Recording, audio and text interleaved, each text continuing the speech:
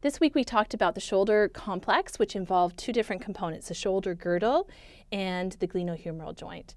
And those are important to understand that they work together in order to allow for full and complete motion. So this rhythm of movement in abduction and in forward flexion is what allows us to have full range of motion, and it's important to understand. So if you have certain conditions that restrict movement of the scapula, you will have limited abduction and flexion. If you have any kind of restriction in the glenohumeral joint, then you will have limited range of motion as well. So let's look at the scapula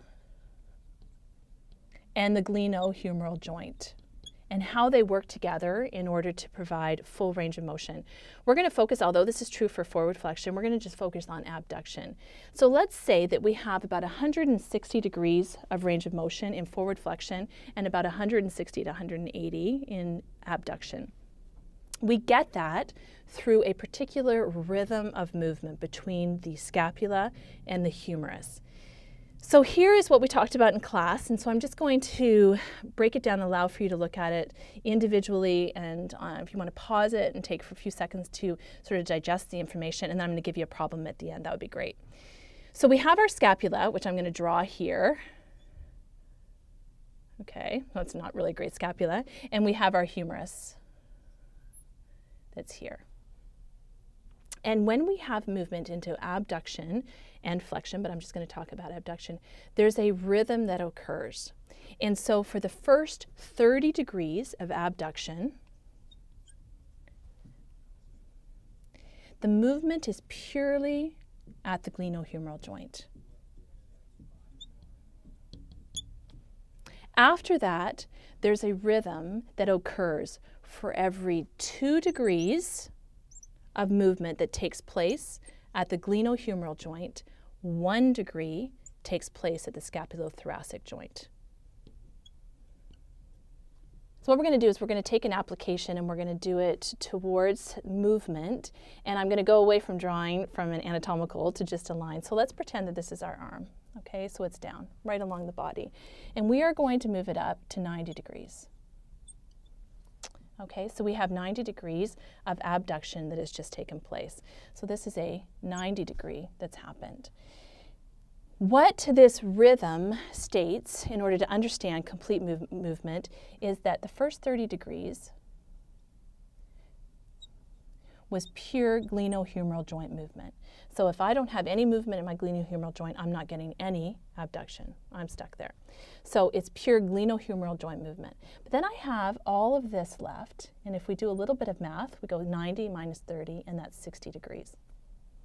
And what this whole rhythm states is that from after this 30 degrees, for every 3 degrees that happens, 2 are from the glenohumeral joint, and 1 is from the scapulothoracic joint, which isn't a true joint, we learned, but we call it that anyways. So 2 degrees come from the glenohumeral joint, 1 degree comes from the scapulothoracic joint. So let's take this and let's go up here. There are a number of different ways to work through this, and we'll do this in class, but this is probably the most popular way of approaching it. Is we've already taken off our 30 and we've identified it here. So now we have 60 left.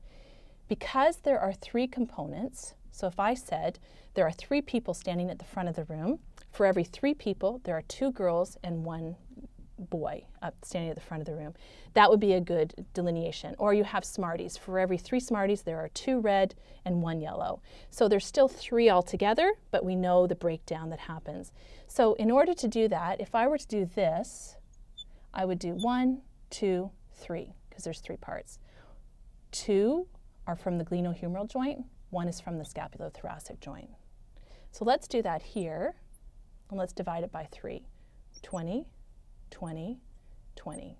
And if we do the same, we put glenohumeral, glenohumeral, scapulothoracic.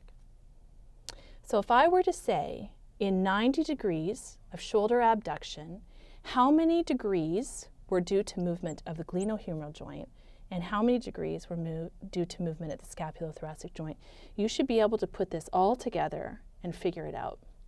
Take a pause and let's see if your answer is the answer that I get. So here we have how much movement in 90 degrees is taking place at the glenohumeral joint and how much movement is taking place at the scapulothoracic joint. So let's take all the information we have here. We know that 30 degrees goes here automatically. And then let's go up here and see plus 20 equals 70. And then let's see here, and we put that one here. So in 90 degrees of shoulder abduction, 70 degrees is due to movement at the glenohumeral joint. 20 degrees is due to movement at the scapulothoracic joint. So what I'd like you to do is I'd like you to figure this out for 120 degrees shoulder abduction. Take a pause and see if you can figure out how much movement is due to movement at the glenohumeral and how much is due to movement at the scapulothoracic.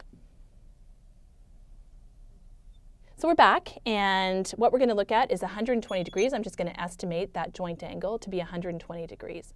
So we've moved into shoulder abduction of about 120 degrees. So let's go through the process, and we know automatically the first 30 degrees is due to glenohumeral joint movement. Okay, so the first 30 degrees is there and is due to glenohumeral joint movement. If you were to subtract 30 from 120, you have 90 degrees left. Now that's just a math thing, so you're allowed to bring your calculators to the final exam, and well, we've supplied them actually to you, but so you don't have to worry about doing that math on your own. So, but I do want you to understand the concept. So try and do it as much as you can independently. So 30 degrees, we have 90 degrees left. So let's go over here and let's remember our pattern. After the 30 degrees of abduction and flexion, we have a 2-to-1 ratio of movement. So for every 2 degrees at the glenohumeral joint, 1 degree takes place at the scapulothoracic. I'm just going to put a little degree there. So, and I'll put a degree there just so we know. So let's go up here, and remember we divided it out. So let's look and let's divide the 90 by 3. So when we look at dividing the 90 by 3, we will have 30, 30, 30, because we have 90 degrees there.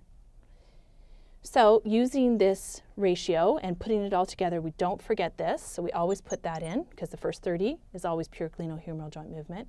And then we have glenohumeral, glenohumeral, scapulothoracic, plus 30, and then the scapulothoracic comes down here.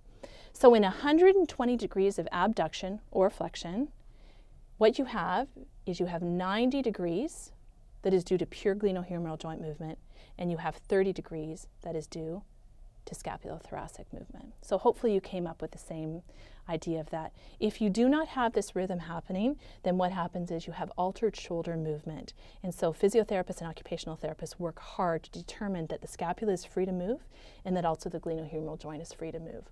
And that is your scapulohumeral rhythm.